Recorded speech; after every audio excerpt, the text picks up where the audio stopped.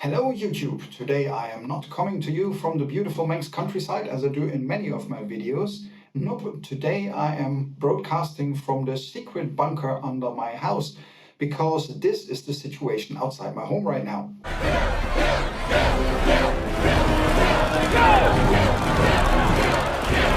Oh yes, there's a Facebook mob outside my door and I'm really starting to feel a little bit like this guy right now. Why is there a bunker under my house, you ask? It's a German thing. Eckart, meine Frau ist nicht da. Ich glaube, das ist soweit. Kannst mal runter in den Keller gucken? Ich glaube, die Russen sind da. Mach ich, Chef. Actually, that joke about the Russians invading from famous German comic movie Werner Beinhardt isn't really a joke anymore these days, and, well, we live in scary times indeed. Anyway, what happened? Yesterday I posted a video highlighting some of the not-so-good things about the Isle of Man on my channel. Anyone who knows me will know that I did so to provide some balance to my otherwise very positive videos about the Isle of Man, such as my most frequent questions and best things about the island and all the other content that I've produced over the years.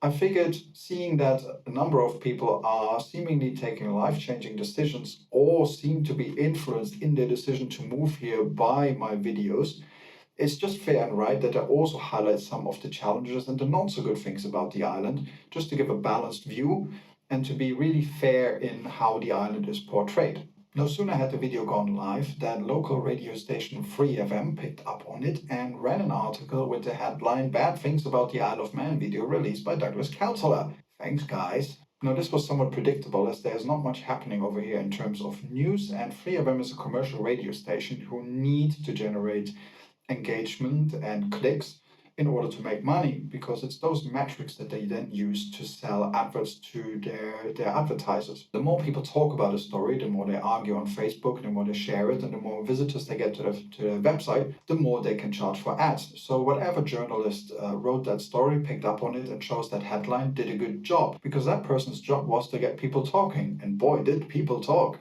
Roughly 0.32 seconds after that story went up on the Free FM Facebook page were the first torches being lit and pitchforks being sharpened. Comments ranged from the amusing to the outright insulting, and none of that was surprising at all.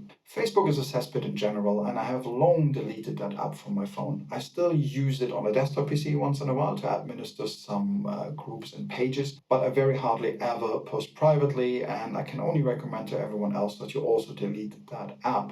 So what makes people, grown men and women, post comments like that publicly on social media? Well, you could argue it's down to the character of the person or their upbringing or education or things like that, but I do think that the platforms themselves do have a large role to play in this, and in particular Facebook here. You know, I work in online gambling, and we are often accused of creating products that are designed to manipulate people and manipulate their behavior. For example, you want people to play your casino games more, so you design the game in such a manner that it's especially engaging and plays on human emotions and traits and things like that. However, I assure you that we have nothing, and I mean nothing, on the likes of Facebook and TikTok and Instagram when it comes to creating addictive products that manipulate the way you lead your life and manipulate your behavior on a very deep and very deeply disturbing level. And they do so without much oversight. That is just absolutely scary what the likes of Facebook get away with. You see it,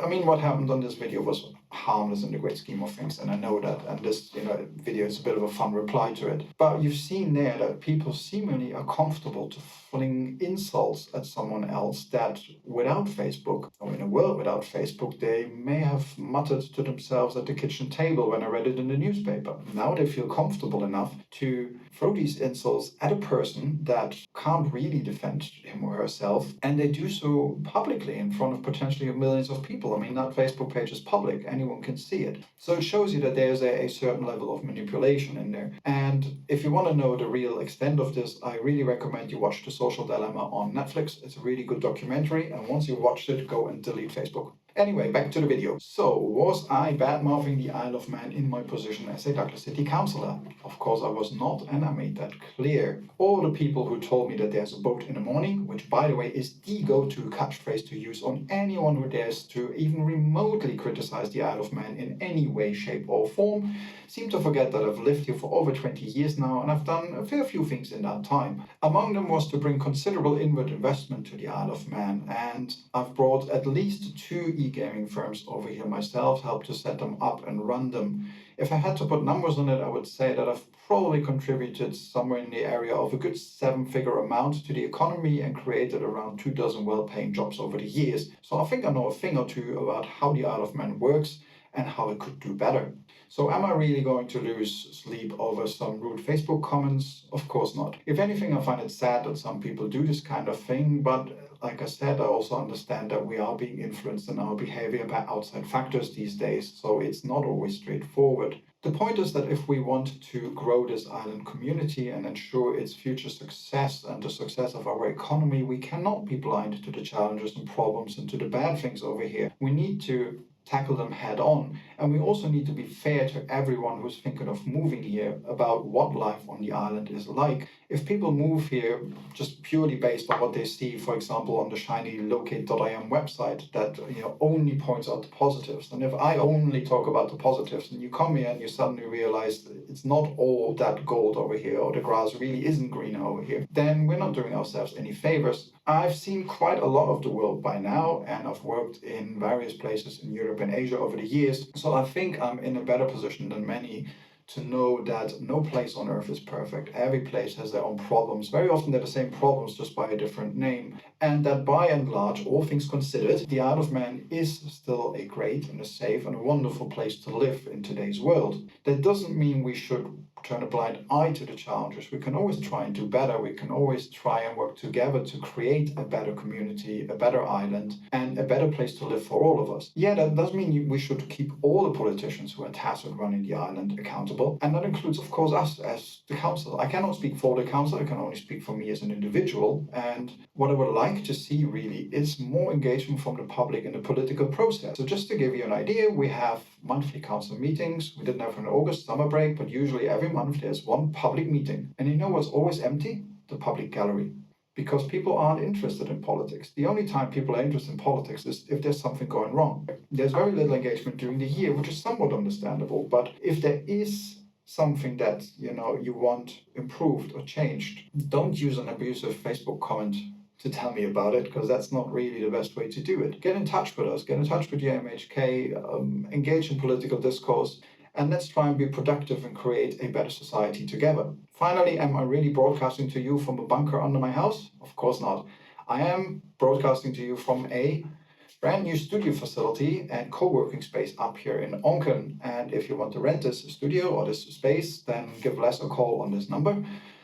And Jet Power and I, who by the way you should subscribe to, there's his channel, are planning to do many more creative and fun things with the studio. We are currently working on a relaunch of our Roundel live show, so we're working on that, which is why this is a good test run for it. And yeah, there's more content coming, and we would love to hear from people who want to get involved and who want to help us create engaging and fun Isle of Man-centric content. Please feel free to like and subscribe and get in touch and all the usual. So, just to finish it off, next time someone says something bad about the Isle of Man, maybe don't fling abusive comments at them online, because that doesn't really do much. It's better if we're nice to each other, and I want to finish off on that term that let's be kind to each other, because that's a better world for everyone. See you next time.